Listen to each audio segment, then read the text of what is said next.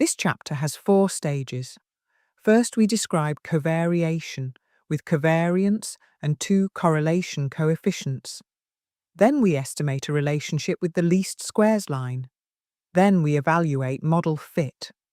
Finally, we connect these calculations to the inference that begins next chapter.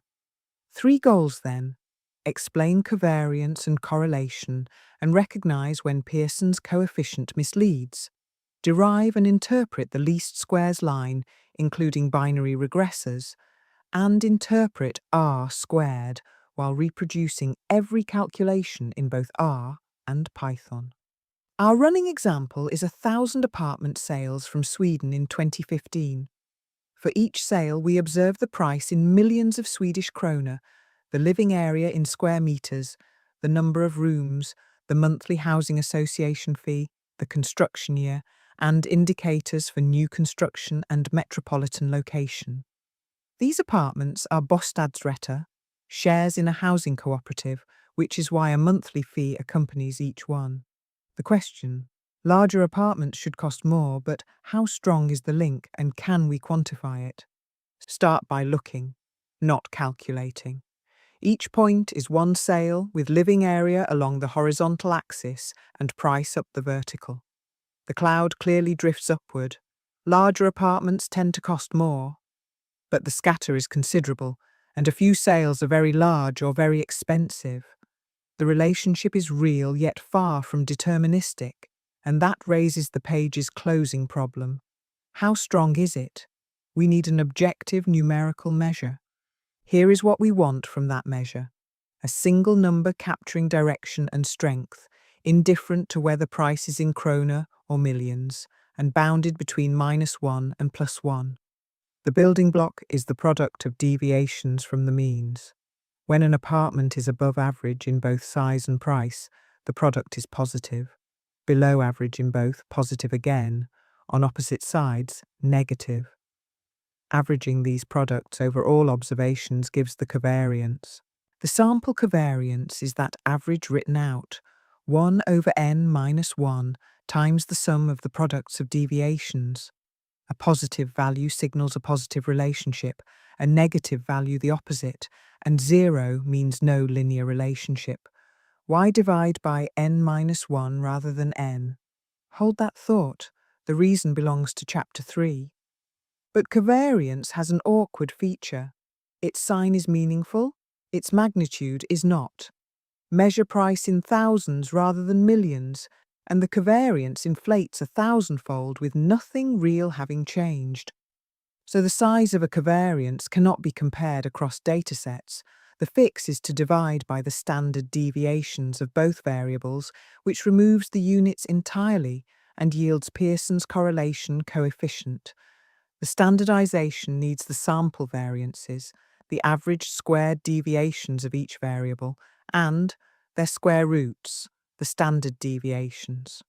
For our data, the mean apartment size is 65.3 square meters and the mean price 2.11 million krona. With the means, the standard deviations, and the covariance in hand, we can standardize the covariance. Pearson's correlation is the covariance divided by the product of the 2 standard deviations. It always lies between -1 and +1, where the endpoints mean a perfect linear relationship and 0 means none. It is symmetric in x and y and scale-free. For the apartment data, it comes to 0.27, positive but far from 1. The size and price relationship is real, yet far from deterministic. How should we read 0.27? Larger apartments generally cost more, but the exceptions are everywhere. Some apartments above 100 square meters sell below 1 million krona, and some small ones fetch up to 5 million. The table gives a rough vocabulary. Below 0.1 negligible, up to 0.3 small, then moderate, large, and very large past 0.7. Rough conventions only. Context decides what matters. The R implementation reads the data, keeps complete cases for living area and price, and builds the correlation from its ingredients. The 2 means, the covariance, and the two variances. It then checks the manual result against the built-in correlation function. Both give roughly 0.27. In practice, you will simply call the built-in function, but computing the coefficient once by hand fixes the formula in memory. The Python version mirrors it with pandas and NumPy. Drop the missing values, compute the means, assemble the covariance and variances, divide, and compare with the built-in correlation method. Same answer, roughly 0.27. This side-by-side pattern, R and Python producing identical numbers, repeats through the whole course, and it is a habit worth copying whenever you switch languages. Now, an important limitation, drawn rather than stated. The scatter here bends like an arch, unmistakable covariation, yet Pearson's correlation is essentially zero, about 0.035. Pearson measures linear association only. A perfect deterministic curve can still produce a correlation near zero. Hence, the rule at the bottom, draw the scatter plot before computing any correlation, because the coefficient can be zero even when a strong relationship is staring at you. Outliers are the second failure mode. In this scatter, one extreme point sits far from the rest, and it drags Pearson's correlation from -0.862 without it to -0.455 with it, nearly halving the apparent strength. Watch for this with data entry errors, an extra zero, with genuine extremes that dominate a result, and with ordinal ratings where Pearson is questionable anyway. Spearman's rank correlation is the standard remedy. Replace each value by its rank, one for the smallest through n for the largest, with ties sharing an average rank, and then apply Pearson's formula to the ranks. Why does this help? Because the largest observation receives rank n, whether it is twice the runner-up or 100 times it. Extreme values lose their extreme deviations. The outliers are tamed. The formula looks elaborate, but notice what it is. Exactly Pearson's expression, with ranks in place of raw values and the average rank in place of the means. Nothing else changes, and like Pearson, it ranges from -1 to +1, with a perfect monotone relationship giving exactly plus or -1. Three differences matter. Spearman measures monotonic relationships, not only linear ones. It is robust to outliers, which receive only slightly higher ranks. And it is appropriate for ordinal data, such as satisfaction scales. For the apartments, Spearman gives 0.14 against Pearson's 0.27. A few large, expensive sales inflate Pearson, and after ranking, they lose most of that influence. This figure shows the reverse situation.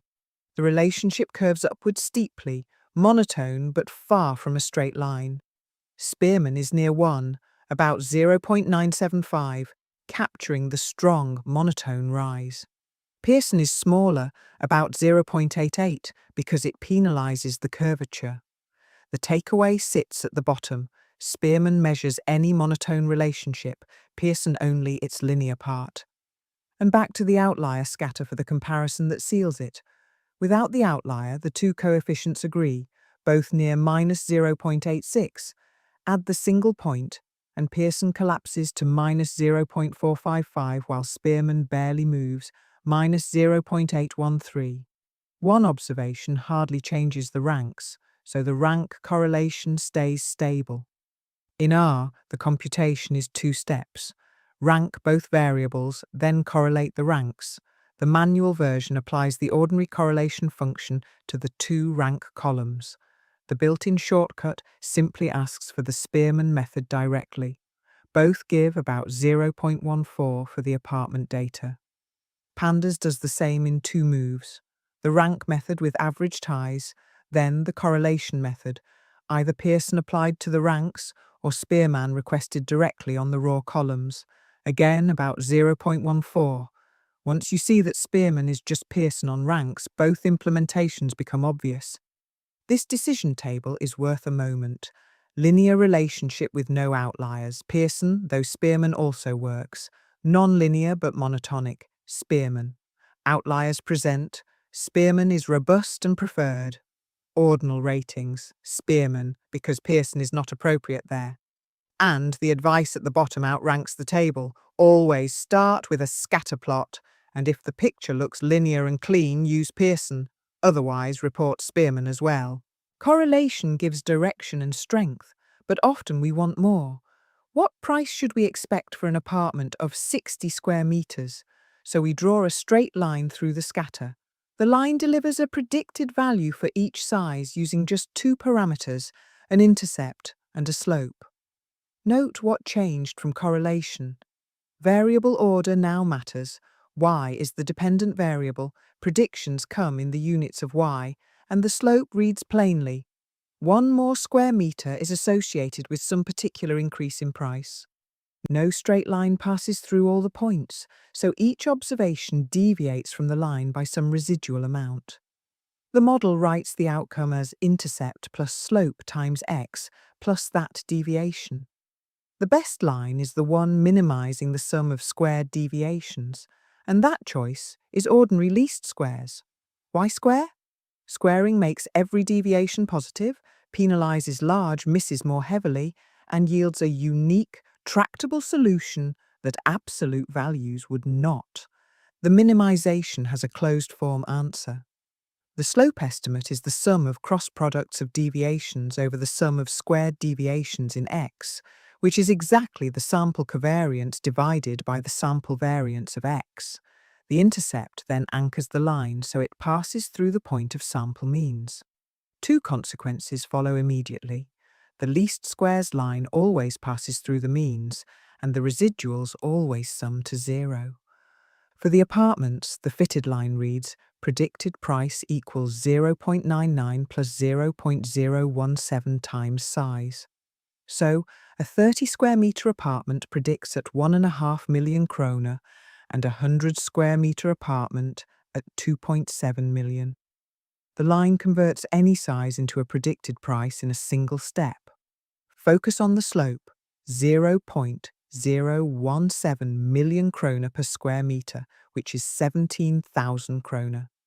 Each additional square meter of living area is associated with a 17,000 kroner higher predicted price. The slope is positive, as the scatter promised, and, as always in this chapter, it is an association. Nothing here implies causation. The intercept, by contrast, asks for care. Taken literally, it is the predicted price at 0 square meters, about 1 million kroner, and a 0 square meter apartment does not exist. The intercept is often not meaningful on its own, but it is needed to position the line correctly. The broader warning, predictions are unreliable outside the observed data range.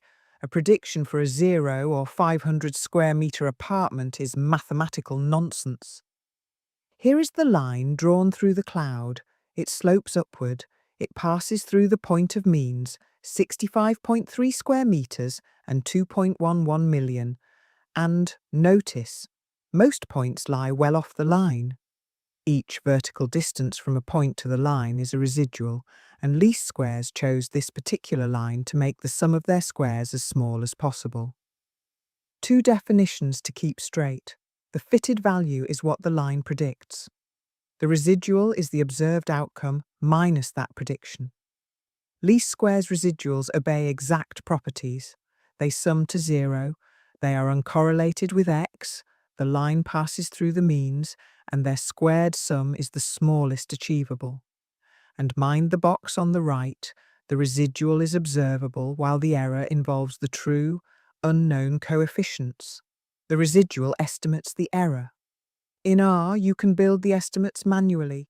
Slope as covariance over variance, intercept from the means, but the standard approach is the linear model function. Price regressed on living area. Extracting the coefficients returns the same intercept, 0.99, and slope, 0.017. Once the model object exists, everything else is one call away. The summary with R squared, the fitted values, the residuals, and predictions for new data. Get used to interrogating the fitted object rather than recomputing by hand. These 4 commands cover most of what this chapter needs. Python's stats models does the same through its formula interface. Ordinary least squares with price on living area, then fit. The manual computation sits alongside to confirm that slope and intercept are the same covariance over variance and means-based expressions we derived, and the formula syntax deliberately mirrors ours. Reading the results is symmetrical too. Parameters, r squared, fitted values, residuals. The printed output matches r exactly. Intercept 0.99, slope 0.017. If 2 implementations disagree, first check that they use the same data, specification, and software defaults. So far, X was continuous. Many regressors are categorical. Is the apartment newly constructed? Compare group means first. New construction averages 2.089 million, other apartments 2.114, so newly built apartments sell for about 25,000 kroner less on average. The regression approach defines a dummy, one if newly constructed and 0 otherwise, and runs least squares.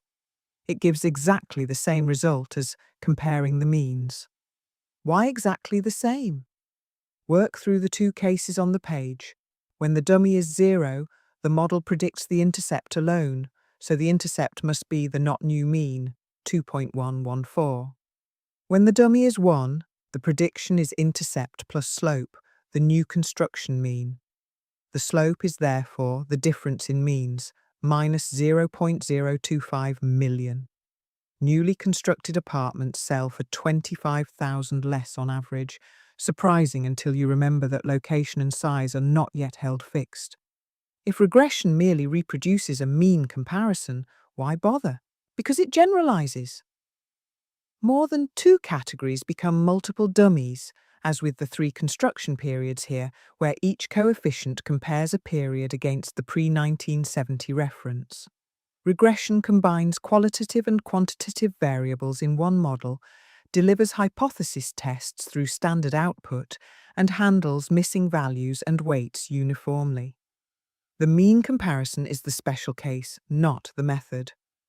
The next question is fit. How much of the variation in the outcome does the model capture? In this picture, the data spread widely around the line, so whatever the answer is here, it is not much. To make that judgment precise, we need a formal measure of goodness of fit. The measure rests on a decomposition. Total variation of the outcome around its mean splits exactly into the variation explained by the regression line, plus the residual variation left over. The total sum of squares equals explained plus residual. And note the key fact at the bottom, this identity holds only for least squares with an intercept. Other estimators do not split variation so cleanly. R squared is the explained share, explained over total, equivalently 1 minus the residual share. It lies between 0 and 1, 0 meaning the model explains nothing, 1 meaning every point sits on the line. For the apartments, it is 0.075. Size explains 7.5% of price variation. The other 92.5% coming from location, floor, condition, and the rest. A low R squared does not make the regression useless. The slope can still be meaningful.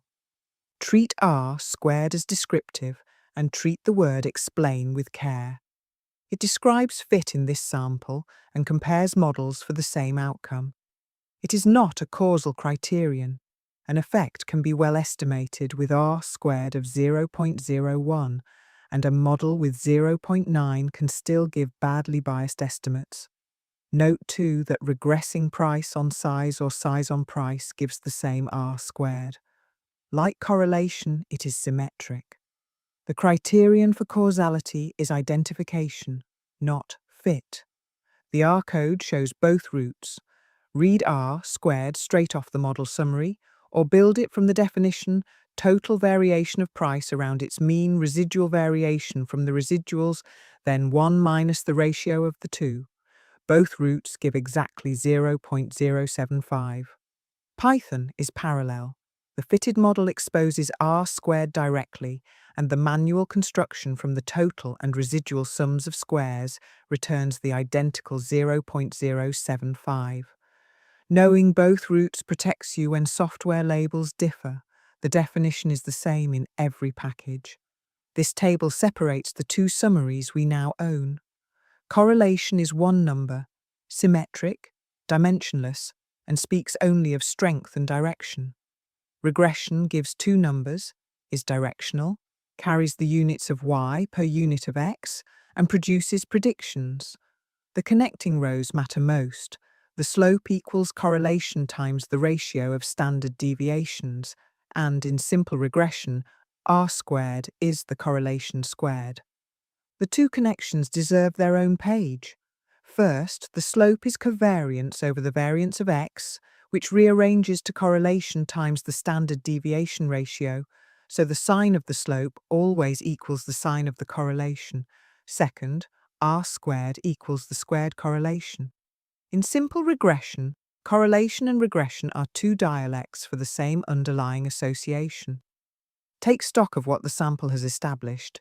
Pearson's correlation 0.27, Spearman's 0.14, a slope of 0.017, 17,000 kroner per extra square metre, R squared of 0.075, and newly built apartments about 25,000 kroner cheaper on average. What we cannot yet say is whether another random sample would give similar numbers, or how uncertain these are as estimates of population quantities. That is Chapter 3's job.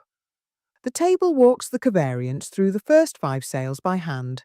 Take the first, 91 square metres, well above the mean, but a price of 0.585 million, well below, so its product of deviations is strongly negative, about minus 39.